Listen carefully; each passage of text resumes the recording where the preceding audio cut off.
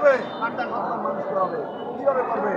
আর আমি একটা কথা বলতে চাই, আপনারা যারা মিডিয়া কর্মী আছে, ঢাকা যারা আছে, তারা আমাদের এই আজকে কষ্টের জন্য সবাই আমরা দুঃখ প্রকাশ করছি। কারণ আপনার সন্তানও, আপনার ছেলেমেয়েও পড়াশোনা করে, সেই ক্ষেত্রে আপনার শিক্ষক, আমরাই পাঠদান করাই আমাদের ইসলাম স্বার্থের জন্য, বৃহত্তর স্বার্থের জন্য, উত্তম স্বার্থ কাজ করা ভালো।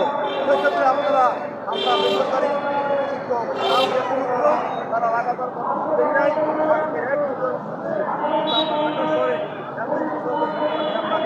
আজকে সামান্য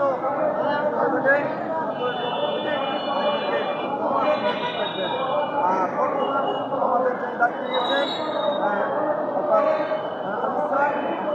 চলে গেছেন, তার কোনো নিউজ হওয়া পর্যন্ত আমরা এই প্রেস ক্লাব কোনো শিক্ষক দেখা